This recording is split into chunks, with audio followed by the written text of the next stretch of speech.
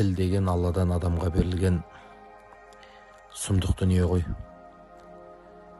Әсіресе бір-бірімен қарым-қатынас жасауда, сауап жинауда, күнәдан алыстауда тілден қабілетті, тілден құдіретті құрал жоқ. Қазақта білгесін айтады ғой, өнер алды қызыл тіл деп. Әсіресе мына қасиетті Рамазан айында адам баласына ең қиын тақуалық қылудың тәсілі тілді тыю. Тіл жұмсай алсаң қасиетің, жұмсай алмасаң қасіретің. Тіл арқылы дұшпаныңмен дос болуға болады. Бір ауыз сөзді қате айтып, досыңнан дұшпан жасауға болады. Тіл арқылы кешірім сұрап, Аллаға мақтаулар айтып, дұға тілеп, аспандағын жерге түсіруге болады. Тіл арқылы көпір сөйлеп, тіл арқылы күнәға батып, біреудің ғайбатына, өсегіне қосылып кетіп, келе жатқан ырысқының, келе жатқан бақыттың жолын жауып тастауға болады. Бүгін бір ауызашарда сыйлы аға апаларымызбен отырып қалдық. Қасымыздағы жас үлкен бір жеңгемізбен әңгімелесіп, хал ахуалын сұрап отырғанымызда ол кісі айтып қалды. Көрші апай жақында қайтыс болып кетті деп. Иә, коронавирустан ба, неден қайтыс болды деп сұрап ем. Ай, білмеймін, сол өзінің тілінен таптау деді. Тілінен тапқаны қалай? Не болып қалды, тыныштық па деп ем. Тіл деген Аллаға көтерілген дұға екен ғой. Тілімізбен айтқан кез келген сөзге періште әумин деп тұрады екен ғой. Өзі келін алған күннен бастап келінімен жараспады деді. Я, оның тілге не қатысы бар деп ем. Сол баласымен келіні жақсы болса да, келінін жақтырмай, менің балама лайық емессің, менің балама дәрежең сәйкес емес деп, келінін кетіруге әрекет жасады дейді. Я, енді оның тілге немесе өліміне не қатысы бар деп ем. Сол әрдайым айтушы еді дейді. Бұл үйде не сен тұрасың, не мен тұрам.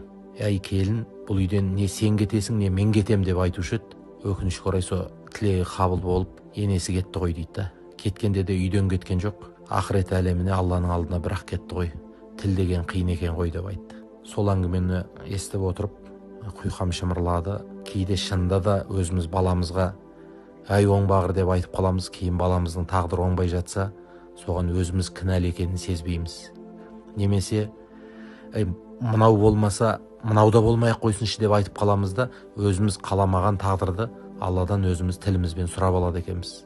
Тіптен қасиетті Құранда Алла тағала Жүсіп пайғамбардың қиссасында айтады ғой. Жүсіп пайғамбар белгілі бір себептермен түрмеге түсіп қалғанда, я Раббым, түрмеде ұзақ жатып қалдым ғой, зынданда деген кезде, Алла тағала сен зынданды сұрамағанда біз саған бермес едік дейді. Сөйтсе расында бір күнәдан сақтанамын деп, мына күнәні жасағанша менің түрмеде отырғаным артық қой деп Жүсіп пайғамбарды айтып қалған екен. Сол сөзін Алла қабыл етіп, кейін әлгі күнәға ұрынбаса да, оны ұзақ уақыт түрмеде ұстап қалған екен. Шынында да кейде біз тілімізбен өзіміздің тағдырымызды сұрап алып жатқанымызды білмей қалады екенбіз. Алла, ақылы болмаса да бір бала берші деп қаншама бір балаға зар болып жүрген адамдар сұрайды. Бірақ шынында да ақылы кем бала дүниеге келеді, кейін зар еңірейді.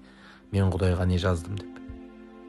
Немесе тілімізбенен кейбір кемшіліктен қашамыз деп, басқа бір тақсіретке қарай ойысып кетіп жатамыз.